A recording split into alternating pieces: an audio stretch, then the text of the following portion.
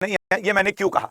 Actually पृथ्वी बीरो से खाली नहीं है, क्योंकि बेंगलुरु में आयोजित 74वीं इंटर सर्विसेज एथलेटिक्स चैंपियनशिप में किसने नीरज चोपड़ा का रिकॉर्ड तोड़ दिया? लो, तोड़ दिया।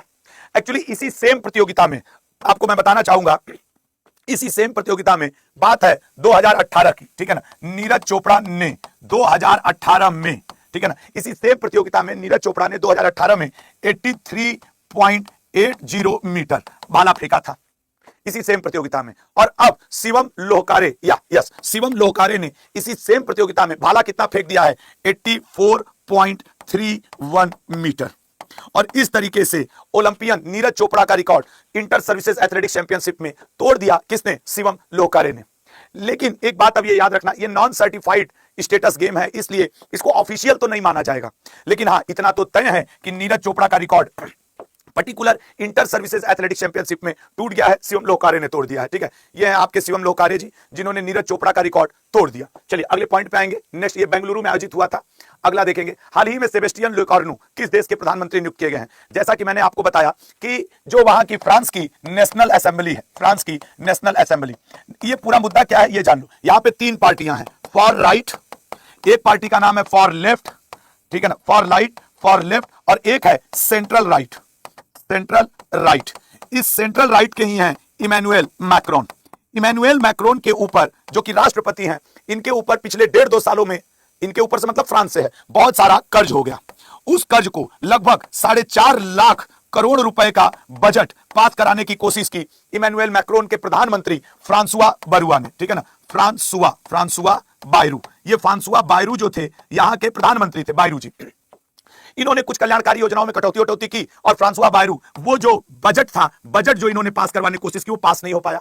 और अब फ्रांसुआ बायरू की जगह फ्रांस में जब बजट पास नहीं हुआ तो इनको इस्तीफा देना पड़ा। तो यहां पे अब सेबेस्टियन करके हैं आपके, वो नए क्या बन गए हैं? प्रधानमंत्री सेबेस्टियन लोकार्नो, ठीक है ना। तो फ्रांस के नए प्रधानमंत्री कौन बन गए? सेबेस्टियन लोकार्नो, जो कि यहां के रक्षा मंत्री भी हुआ करते थे, सेबेस्टियन लोकार्नो, ये बन गए हैं। हालांकि पिछले 2 साल में फ्रांस में 4 प्रधानमंत्री बदल चुके हैं, आपके गैब्रियल अटल और माइकल बर्नियर, उसके बाद फ्रांसुआ बायरू, और अब सेबेस्टियन लोकार्नो। क्योंकि वर्ल्ड लेवल पे ये एक, अब यहां भी एक आंदोलन हो रहा है, उस आंदोलन का नाम जरूर याद रखिएगा, ब्लॉक एवरीथिंग। यहां की जनता भी अब रोड पर उतर गई है, और वो इमैनुएल मैक्रोन से ये रिक्वेस्ट कर रही है, भैया इस्तीफा दो। तो अब याद रखिएगा कि फ्रांस में ब्लॉक एवरीथिंग मूवमेंट चल रहा है, ठीक है ना। तो ये याद रखेंगे।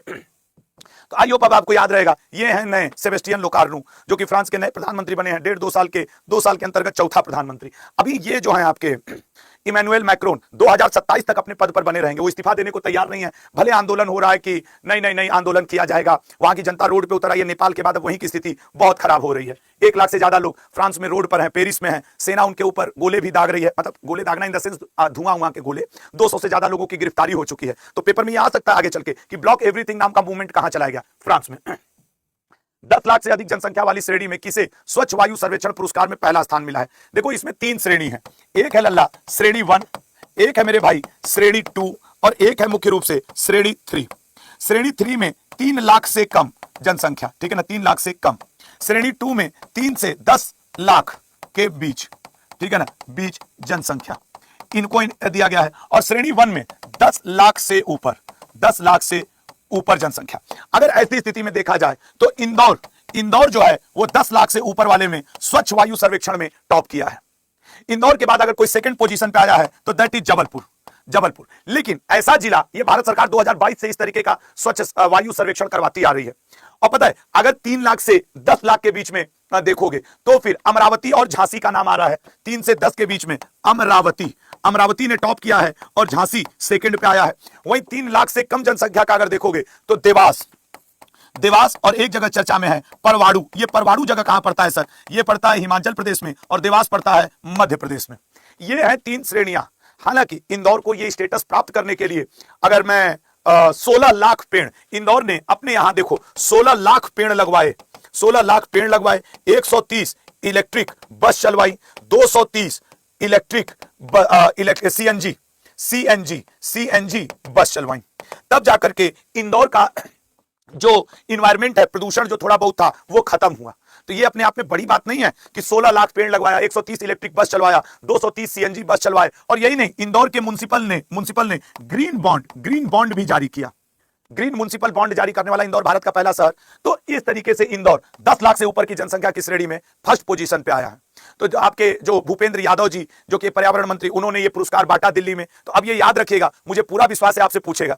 इस समय मध्य प्रदेश के सीएम मोहन यादव जी हैं, वो भी पॉइंट अब ध्यान रखना होगा। यही 3 श्रेणी है हमारा इंदौर लिख करके। अच्छा, मैं आपको ये भी बता दूं कि इस महीने में मैं इंदौर आऊंगा। इंदौर से जो लोग हों या मध्य प्रदेश से, वो जरा MMM लिखे। तो इस महीने की हो सकता है 20, 21, 22 तारीख में मैं इंदौर आ रहा हूं। मैं क्लियर कर दूंगा कि मैं कब आऊंगा इंदौर भोपाल, और मैं आके आपसे ही मिलूंगा। बल्कि मैं ये भी बता दूं, अब मैं जब इंदौर आऊंगा तो आप लोगों के लिए कुछ सरप्राइज गिफ्ट भी लेकर आऊंगा, एक छोटा सेमिनार भी रखूंगा ताकि मैं आप लोगों से मिल सकूं। और हुआ तो जुगाड़, कुछ भंडारा उंडारा का भी जुगाड़ कर दिया जाएगा। होना चाहिए, अभी दिल्ली में हुआ था तो भाई अब MP जा रहे तो वहां भी होना चाहिए। ठीक है, तो ये इसी माह में, सेम मंथ, ठीक है ना, इसी माह, इसी मंथ। तो भैया ये याद रखिएगा, जो इंदौर से होंगे वो, ठीक है ना। चलो, तो जो MP से है, मध्य प्रदेश से है, वो जान लें मैं आऊंगा। ये शहर मुझे बड़ा अच्छा भी लगा है। खैर, अगले पॉइंट पे आते हैं। तो भैया इंदौर टॉप कर गया है, याद रखिएगा। ये वाला देखो, श्रेणी 2 में देवास है, द्वितीय परवाणु है, ये हिमाचल प्रदेश में पड़ता है, ठीक है ना, हिमाचल प्रदेश में। तो नेक्स्ट पॉइंट पे आते हैं। इधर वाला तो याद ही रखना सब कि Agra Surat got the 3rd place and were awarded 25 lakh. Uttar Pradesh से आगरा और झांसी भी है, तो ये भी याद रखिएगा, PDF में उसको पढ़िएगा। अगले पॉइंट पे आते हैं। जापाड 2025 नामक बहुराष्ट्रीय अभ्यास निम्न में से किस देश में किया जा रहा है? देखो, अगर जापाड की बात किया जाए तो एक निजनी करके जगह है। कौन सा जगह है सर? निजनी। निजनी में भी एक पर्टिकुलर प्रशिक्षण, मुलिनो प्रशिक्षण केंद्र, मुलिनो प्रशिक्षण केंद्र, ठीक है ना, मुलिनो प्रशिक्षण केंद्र निजनी, निजनी जगह का नाम है। निजनी के मुलिनो प्रशिक्षण केंद्र रूस में जापाड 2025 का आयोजन किया जा रहा है। इसमें भारत का कुल 65 सदस्यों का 57 से 65 सदस्य, सेना के 57 से 65 लोग, यहां लोग से मेरा मतलब है सेना के जवानों से, ये जा रहे हैं भाग लेने। अच्छा सर, इनमें भी भारत की तरफ से कौन सी रेजिमेंट जा रही है? कुमाऊं, ठीक है ना, कुमाऊं रेजिमेंट, कुमाऊं रेजिमेंट भारत की तरफ से भाग लेने जा रही है। और इस महीने तो हम लोग जा रहे हैं रूस। अगले महीने एक और अभ्यास होगा, आप जानते हो, इंद्र अभ्यास 2025। उसके लिए रूस वाले भारत आएंगे। अभी हम लोग सितंबर में, अक्टूबर में इंद्र अभ्यास रहेगा। अभी जापाड हो रहा है, तो जापाड ये चीजें। अच्छा, इंद्र अभ्यास पहली बार कब शुरू हुआ था? पिछली बार के MTS में आया था, तो याद रखना 2003 में, ठीक है ना, 2003 में। अगले पे आते हैं, तो ये रूस कर रहा है। तो ये है भैया कई देशों का ये मल्टीलेटरल जापाड अभ्यास है। अगले पे आ जाओ। अगला क्या है सर? भारत की पहली बांस आधारित बायो रिफाइनरी निम्न में से किस राज्य में स्थापित की जाएगी? देखो, भारत क्या चाह रहा है कि इथेनॉल का प्रोडक्शन बहुत ज्यादा हो। इसके लिए भारत की एक संस्था है, engineers India limited, engineers India limited, जिसकी स्थापना 1965 में स्थापना हुई थी, ठीक है, 1965 में स्थापना हुई थी इंजीनियर्स इंडिया लिमिटेड की।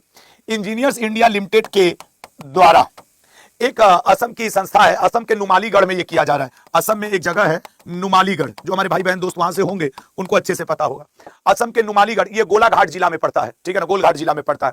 तो वहां इंजीनियर्स इंडिया लिमिटेड के द्वारा एक वहां की local company Assam bio ethanol private limited है के द्वारा Assam bio ethanol private limited के द्वारा के लिए ये प्लांट बैठाया गया, ठीक है ना, के लिए ये जो बायो प्लांट है, प्लांट शुरू किया गया, ठीक है ना, प्लांट शुरू किया गया। अब इस प्लांट में होगा क्या सर? इंजीनियर्स इंडिया लिमिटेड द्वारा असम के नुमालीगढ़, जो कि गोलघाट जिला में पड़ता है, असम बायो प्राइवेट लिमिटेड के लिए यह बनाया जा रहा है। उद्देश्य क्या है? Ethanol production.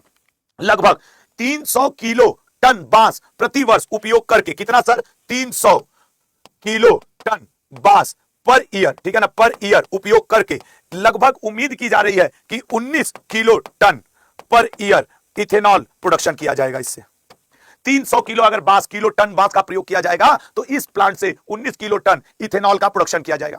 अच्छा, ये सब इथेनॉल सस्ता ईंधन है और इसीलिए ये प्लांट बैठाया जा रहा है। अभी से 2 साल 3 साल पहले जाओ, भारत ने ऑपरेशन बांस या बांस योजना, बंबू योजना भी लाई थी, ठीक है। तो ये आपके याद रखेंगे, असम नुमालीगढ़। तो ये भी आप ध्यान रखेंगे कि असम के नुमालीगढ़ में भारत की पहली बांस आधारित बायो रिफाइनरी स्थापित की गई है इंजीनियर्स इंडिया लिमिटेड के द्वारा, ठीक है। चलो अब आ जाओ अगले क्वेश्चन पे। तो ये क्लियर हो गया कि ये बांस से इथेनॉल बनाना है, उसी की फैक्ट्री भारत में पहली लगाई गई है असम के गोलघाट जिला के नुमालीगढ़ में। क्लियर है मेरे भाई? चलो अगले क्वेश्चन पे आते हैं। दुनिया की सबसे आक्रामक प्रजातियों में से एक विशाल अफ्रीकी घोंघा हाल ही में किस शहर में खोजा गया है? भुवनेश्वर, दिसपुर, चेन्नई, राजगीर। एक्चुअली सर हुआ क्या है, वैसे घोंघा जो है ये किस ग्रुप में आता है, ये साइंस में खूब पूछता है, मोलस्का। और सर ये किस महाद्वीप से भारत में ट्रांसफर हुआ है? अफ्रीका महाद्वीप से। ये बहुत नालायक टाइप का घोंघा है, कई तरीके की बीमारियों का कारण बनता है। इसका नाम है लीसा चैटिना फूलिका। क्या जाएगा ऐसा समझो, नाम क्या रखा गया है? लीसा चैटीना, लीसा चैटीना फूलिका, ये इसका नाम है। मतलब ऐसे समझो, ई घोंघा लीसा तुमको चाट जाएगी ना तो फूल के मर जाओगे, ऐसी बात। अब लीसा कौन है जो चाट जाएगी तो मर जाओगे? अब देखो वो सर चेन्नई में मिली है और सर लीसा चाटी नहीं कि मरे नहीं। आओ लीसा देखो, यही है। ये लीसा का मुंह देख रहे हो, भाई मुंह देख रहे हो इसका, यही है लीसा चैटीना फूलिका। खत्म, गए, tata bye bye, Rahul Gandhi ji वाला। समझ रहे हो ना? ऐसे होता कि सबसे सुंदर घोगा मिला है तो आदमी, घोंगी घोगा को आदमी गांव देहात का लड़का कुछ समझता है? जहां लीसा ने तुमको, वहीं तुम गए, खत्म। समझे? तो नमवा याद रखना, लीसा चैटीना फूलिका, जहां लीसा ने चाटा वही फूलिका, वहीं तुम गए, खत्म। लीसा चैटीना फूलिका, खत्म। अब तुम जिंदगी में नहीं भूलोगे। मिली कहां है सर लीसा? लीसा मिली है सर चेन्नई में। आई कहां से है सर लीसा? लीसा आई है सर अफ्रीका से। सर लीसा किस परिवार कुल खानदान की है? शादी तय होगा कि नहीं? कैसे होगा? तुम मोलस्का परिवार के थोड़ी हो, ठीक है ना, मोलस्का संघ के थोड़ी हो कि तुम्हारा शादी तय हो जाएगा। खत्म। अब याद रखना जीवन भर, ठीक है, कि यही है लीसा चैटीना। हटाओ इनको, इधर से गंभीर स्वास्थ्य प्रॉब्लम क्रिएट कर रहा है, मान लो। देखे, अब दिमाग में सूजन हो जाएगा, बाप रे बाप, लीसा चैटीना फूलिका। आज मैं अभी जब पढ़ा के जाऊंगा उधर टीचर उचर बैठे रहेंगे, झूठा इसे खड़ा होकर बोलूंगा लीसा चैटीना फूलिका। कहा है गुरुजी? समझ लो। अगले पे आओ। हाँ, तो नेक्स्ट पॉइंट पे आते हैं। सशस्त्र बल द्वारा किस शहर में संयुक्त कमांडरों के सम्मेलन सीसीसी, जैसे ये क्या है? ये बेसिकली सुधार, बदलाव और नए संचालन, सेना के अंदर जो और क्या क्या भारत सरकार सेना सुधार कर सकती है, क्या बदलाव ला सकती है, क्या इनोवेशन लाया जा सकता है, तो ये सारी चीजें हैं संचालन से संबंधित। और क्या किया जा सकता है, इन मुद्दों को लेकर के हर वर्ष एक बैठक होती है सशस्त्र बल द्वारा संयुक्त कमांडरों की। इस बैठक में आप देश के रक्षा मंत्री भी भाग लेते हैं। इस बैठक में जो भारत के अजीत डोभाल जी, वो भी भाग लेंगे। अजीत डोभाल जी भी यहां भाग लेंगे। राजेश कुमार सिंह जी, ये राजेश कुमार सिंह कौन है सर? राजेश कुमार सिंह ये भारत के रक्षा सचिव हैं, डिफेंस सेक्रेटरी हैं, ठीक है ना, ये भी भाग लेंगे सर, राजेश कुमार सिंह जी। और यही नहीं, अजीत डोभाल जी हो या राजेश कुमार सिंह जी हो या अपने देश के सीडीएस अनिल चौहान जी, वो भी, इनका याद रखना, रक्षा सचिव, विदेश सचिव, ये सब पूछ देता है। ये रक्षा सचिव हैं और ये आपके अनिल चौहान, ठीक है ना, अनिल चौहान जी, ये आपके क्या हैं? ये लोग इतने बड़े लोग हैं कि भैया जी तो लगाना ही पड़ेगा। ये आपके क्या हैं? सीडीएस भारत के। ये सब लोग भाग ले रहे हैं 3 दिन के लिए, कलकत्ता में मिलने वाले हैं लोग। सर ये 3 दिन कब रहेगा? 15 से लेकर 17 सितंबर, 15 से लेकर के 17 सितंबर 2025 को ये 3 दिवसीय बैठक, अब 3 दिन हो रही है ना, तुम खुद ही देख लो, 3 दिवसीय बैठक होगा। मुद्दा क्या रहेगा सर? मुद्दा क्या रहेगा? मुद्दा यही रहेगा कि आपके सेना में किस तरीके से सुधार, बदलाव, इनोवेशन, संचालन, और पूरे देश पे, ठीक है ना। राजनाथ सिंह जी, इनका भी नाम लिख ही दें। जब सबका नाम लिखें तो इनका नाम काहे ना लिखें? मान लो अगर राजनाथ सिंह जी करंट अफेयर देख रहे हो, इस समय से मोबाइल चला रहे हो, आ जाए, कहेंगे ससुर आशुतोष, सबका नाम जी जी जी, हमारा खाली रक्षा मंत्री नहीं सर जी, लिखे, पूरा लिखे एकदम, देखिए। तो फिर आके मान लो यूट्यूब पे बोल दिए, ए सब लोग करंट अफेयर आशुतोष से पढ़ो, करियर ठीक ठाक हो जाएगा ना। तो मतलब वही है, तुरंत अड्डा से हम कहेंगे सैलरी बढ़ा दो, सैलरी बढ़ा दो, देखो राजनाथ सिंह बोल दिए हमारे लिए। तो यही सब है भैया कोलकाता में, समझ रहे हो। अगले पे आओ, तो ये सब लोग जितने सेना प्रमुख हैं सब लोग वहां पहुंचेंगे। अगले पे आओ। हाल ही में चर्चा में रही हिल्सा मछली, कई लोग इसी में दाब देते होंगे, 100 ग्राम तेल डाल के कढ़ैया में तल देते होंगे। अब इसी में कई वेज वाले बैठे होंगे, अरे सर सुबह सुबह मछली तल दिए। हम नहीं तले, वो जो तुम्हारे साथ वाले दोस्त तुम्हारे बैठे 100-150 ग्राम सरसों का तेल डाले, अब बढ़िया मछली तल दिए। अब देखो मुद्दा क्या है, बांग्लादेश ने कहा है कि हिल्सा मछली जो है ये हमारी राष्ट्रीय मछली घोषित होगी, और इसी हिल्सा मछली को लेके 2024 में भारत को भेजना बंद किया, ठीक है ना, भेजना बंद किया यह मछली, ठीक है ना, बांग्लादेश ने। अभी बिचवा में रिलेशन हम लोग का गड़बड़ा गया था, तो बांग्लादेश ने ये वाली मछलियां भेजना बंद कर दिया। फिर अब बांग्लादेश को लगा यार बिना भारत के काम चलेगा नहीं, पापा है हमारे, 1972 में यही पाकिस्तान से हमको अलग किए थे। तो बांग्लादेश कहा कि अब ये जब ये हमारी राष्ट्रीय मछली हो गई, तो बांग्लादेश भारत मैत्री, भारत मैत्री के रूप में, हम अपना दोस्ती दिखाने के रूप में फिर से भेजेंगे मछली, फिर से भेजेंगे हिल्सा मछली, ठीक है ना। ये बांग्लादेश ने निर्णय लिया है, 2024 में बंद किया, फिर मछली भेजेगा ये हिल्सा मछली। ये जो मछली है हिल्सा, ये वैसे तो समुद्र में भी पाई जाती है, लेकिन जब इसको ब्रीडिंग करना होता है तो ये खारे पानी के अलावा मीठे पानी में भी मिल जाती है। और पूरे विश्व का लगभग 70% इस हिल्सा मछली का उत्पादन बांग्लादेश में होता है। बांग्लादेश की अगर जीडीपी देखा जाए तो बांग्लादेश की जीडीपी में 1 से 2% इसी मछली उत्पादन के ऊपर, उसकी पूरी जीडीपी में 1 से 2% बांग्लादेश डिपेंड करता है। आइए आपको हिल्सा मछली दिखाते हैं। अब जैसे ही हम दिखाएंगे, वेज वाले और नॉनवेज वाले कढ़ैया लेके खड़े हो जाएंगे, 100 ग्राम तेल डाल के, गुरु छान दे क्या अभी इसको हम। अब देखो जितने नॉनवेज वाले हैं, अच्छा हटाइए सर ये वाला पीपीटी, और जितने मतलब वेज वाले और जितने नॉनवेज वाले हैं, मम्मी कढ़ैया लाओ, हिलसा मछली मिली है 3 तो छान दे भैया इसको सरसों के तेल में 100 ग्राम डाल के इनको हम फरिया दें, भले ये मछली बन गई बांग्लादेश की राष्ट्रीय मछली, समझ लो। तो इसी में 100 ग्राम तेल वाले भी बचे हैं। वैसे सुंदर तो लग रही है यार, मत मारो यार, बहुत बढ़िया है। कहा बेटा राष्ट्रीय मछली है बांग्लादेश की, समझ रहे हो, बढ़िया तो लग रही है। देखो दो चार तो लाल टपकाने वाला इमेज भेज रहे हैं, ठीक है ना। हाँ तो एक को लिख रहा है ये तो मछली है, तो जब हम यहाँ पढ़ा रहे थे तो इसके आगे का मगरमच्छ लिखा था, मछली है, लिख रहा है ये तो मछली है, अरे तो ससुर ई का मगरमच्छ लिखा था इसके आगे, अजीब हो यार। बांग्लादेश की राष्ट्रीय मछली गंगेटिक डॉल्फिन सुइस, वो अपने यहाँ की राष्ट्रीय जलीय जीव है। चलिए भैया अगले पॉइंट पे आते हैं, ठीक है ना। अगला पॉइंट क्या है, भारत के पहले सूर्योदय महोत्सव का आयोजन निम्न में से किस राज्य में किया जाएगा। जहां पहले सूर्य आएगा, एक्चुअली तुम ऐसे आ जाओ भारत में, इधर तुम्हारे सर क्रीक की बात करें, इधर हम लोग इंदिरा पॉइंट की बात करें, इधर हम लोग इंदिरा कॉल की बात करें, और इधर हम लोग की बूथू की बात, की बीथू या की बूथू ऐसे करके, ये भारत के 4 पॉइंट हैं, इंदिरा कॉल, इंदिरा पॉइंट, की बूथू और sir creek side Gujarat side. इधर की बूथू जो आपके अरुणाचल प्रदेश में एक सबसे पूर्वी गांव है, वहां पे अरुणाचल प्रदेश में एक जिला पड़ता है अंजा जिला, अंजा जिला का गांव, अंजा जिला का एक गांव है जिसका, पहले तो इसका राइट आंसर कर दो, जिसका नाम क्या है, डोंग गांव। अब ये बहुत ऊंचाई पर है डोंग गांव, ये करीब समुद्र तल से 1240 मीटर ऊंचा है, 1240 मीटर ऊंचा। अब सूर्य की जो पहली रोशनी है, जैसे सूरज चाचा आए इसके ऊपर छाए, तो इस वजह से भारत सरकार ने निर्णय लिया कि भैया यही हम अरुणाचल प्रदेश में 29 दिसंबर 2025 से लेकर 2 जनवरी 2026 तक भारत का पहला सूर्योदय महोत्सव मनाएंगे, ठीक है ना।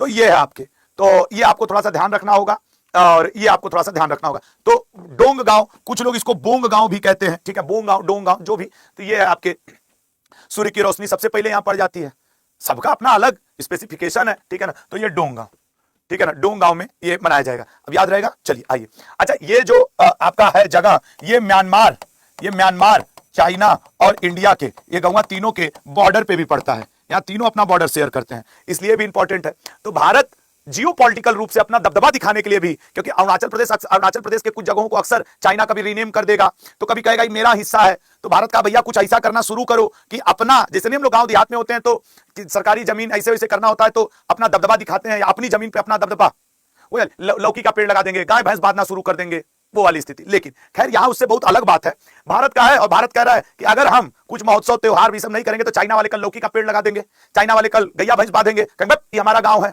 तो तुम्हारा गांव नहीं है, हम देखो यहां महोत्सव मना रहे हैं, भारत अपना मतलब अपने साबित करने में भारत को दिक्कत हो रही है। तो ये मुख्य मुद्दा देखो यही सब है कि एकदम बॉर्डर पे है, कल चाइना वाले आके खड़ा होकर बोलेंगे हाँ हाँ यहाँ के लोगों का चेहरा मुझसे मिलता है, आवाज भी मिलता है, ये हमारा ही है। तो पीछे की राजनीति को भी समझा करो। खैर सूर्योदय महोत्सव, ठीक है ना, ये त्रिक जंक्शन पे है, समस्या यहीं पे है, इसीलिए सूर्योदय महोत्सव तो मनाना जरूरी हो गया है। आइए देखिए, इसीलिए अपनी जमीन खाली मत छोड़ा करो, कुछ वहां रखा करो, बाउंड्री वाउंड्री करवा के, नहीं पड़ोसी कहेगा कम से कम यहाँ पे लौकी नेनुआ भंटा कुछ है तो बो दें।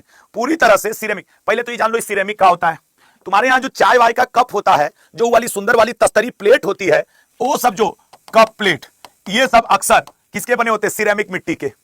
इसके लिए भैया यूपी वालों देख लो, तुम्हारा यूपीएसआई हो चाहे उत्तर प्रदेश पुलिस पूछेगा जरूर, क्योंकि ये आपके हमारे उत्तर प्रदेश के बुलंदशहर के खुर्जा में करीब इसका व्यवसाय होता है। अब बुलंदशहर को हम लोग, खुर्जा को भारत की सिरेमिक राजधानी, भारत की सिरेमिक, इसकी एक पूरी इंजीनियरिंग होती है भाई, बीएचयू बनारस हिंदू यूनिवर्सिटी में है भी, भारत की सिरेमिक राजधानी के रूप में भी हम लोग जानते हैं। खुर्जा का जिक्र मोदी जी ने मन की बात में भी किया था। यहां पे चूंकि सिरेमिक मिट्टी का कारोबार होता है, ये सब बनता है, तो बहुत सारा कचरा निकलता है सिरेमिक मिट्टी का। 80 टन कचरा से ये पार्क बनाया गया, और इस पार्क का नाम रखा गया अनोखी दुनिया, ठीक है ना, अनोखी दुनिया नाम से इस पार्क का नाम रखा गया है। जो इस तरीके का एक पार्क अगर आप देखो तो चंडीगढ़ में है, नेकचंद ने बनवाया है, चंडीगढ़ में नेकचंद, हालांकि वो सिरेमिक से नहीं बना है, लेकिन इसी तरीके के जो मतलब अनयूज्ड सामान है उनसे बनाया गया है। तो अनोखी दुनिया, ये चंडीगढ़ का भी याद रखना, चंडीगढ़ याद रखना।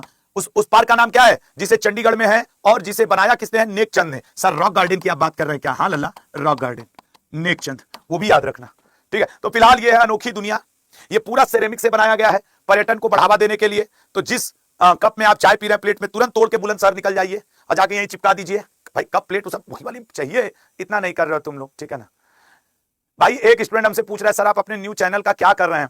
अड्डा 24/7 माने तब ना, अड्डा 24/7 ऐसा है कि मेरी जान तो है, दिल धड़कन तो है। अब हम अड्डा 24/7 में बहुत दिनों से कह रहे हैं कि भाई मुझे नया चैनल बनाना है, मैं उस पर पढ़ाना चाहता हूं। मैं ऐसा बहुत कुछ होता है जो मैं पढ़ाना चाहता हूं, लेकिन मैं सुबह 8 बजे और शाम 7 बजे के अलावा आ ही नहीं पाता हूं, क्योंकि दिन भर लेक्चर अन्य सर लोग पढ़ाते रहते हैं। तो अगर मैं नया चैनल बना लूं तो मैं एमटीएस के लिए एक बार लाइव, एक बार सीजीएल के लिए, एक बार ग्रुप डी के लिए, या एनटीपीसी रेलवे के लिए, एक बार कोई अन्य एग्जाम आईबीओबी का गया, कम से कम दिन में 4 लेक्चर तो ले सकता हूं। पॉइंट समझना मेरा। तो और मन से पढ़ा सकता हूं। तुम लोग भी कहते हो गुरुजी थियरी पढ़ाइए, सवेरे उठ के आए थियरी पढ़ा दिए, दोपहर में आके उसका एमसीक्यू करवा दिए। इसलिए मुझे नया चैनल चाहिए। अब अड्डा 24/7 अनिल सर, भाई अब उनसे बातचीत चल रही है। जिस दिन सर की हरी झंडी मिल जाएगी, ये कोई आसान काम नहीं है। आप इमेजिन करो कि आशुतोष त्रिपाठी सर अड्डा से न्यू चैनल पे चले गए, तो ये इतना आसान नहीं है जितना तुम लोग को समझ में आ रहा है। जो इस इंडस्ट्री के लोग होंगे वो इस बात को समझ पा रहे होंगे कि मेरा न्यू चैनल पे जाना का मतलब क्या होगा, समझ रहे हो। तो खैर, अब अड्डा के सम्मान तो है ही मेरे दिल में, 7 साल से हैं, तो विदाउट अनिल सर के आशीर्वाद के, या यूं कह लो उनके परमिशन के, ऐसा तो होगा नहीं, समझ रहे हो ना। तो वो सारी चीजें हैं, और हम जब तक हैं यार अड्डा के साथ हैं, इसमें कोई दो राय नहीं है। वो किसी महान व्यक्ति ने कहा है हर चीज, मतलब नहीं, अब ये वाली लाइन नहीं बोलेंगे, हट सिरेमिक। अगला क्वेश्चन आओ। हाल ही में किस देश ने पहली लंबी दूरी की क्रूज मिसाइल फ्लेमिंगो का परीक्षण किया है? बताओ, फ्लेमिंगो का परीक्षण किया है हाल ही में किस देश ने सबसे लंबी? देखो ये है क्या, ये किए हैं यूक्रेन वाले। यूक्रेन में एक कंपनी है जो वहां की स्टार्टअप है, उसने 3000 किलोमीटर रेंज की, और करीब करीब आपको बताएं कि 3000 किलोमीटर खाली रेंज नहीं, उसका वो भी है, क्या कहा जाता है, 6000 किलोग्राम का। ऐसे देखो, 6000 किलोग्राम भार के साथ वो उड़ान भी भर सकती है, ये वाली टेक ऑफ, ठीक है ना, टेक ऑफ कर सकती है। 3000 किलोमीटर, 3000 किलोमीटर इसकी रेंज है। और नाम क्या रखा है यूक्रेन ने इसका? FP5 फ्लेमिंगो, FP5 फ्लेमिंगो ये नाम रखा है। FP5 फ्लेमिंगो को बनाया किसने है सर? बनाया तो रूस ने है, लेकिन उस स्टार्टअप का नाम है फायर पॉइंट स्टार्टअप, ठीक है ना, फायर पॉइंट स्टार्टअप ने बनाया है, और ये यूक्रेन ने।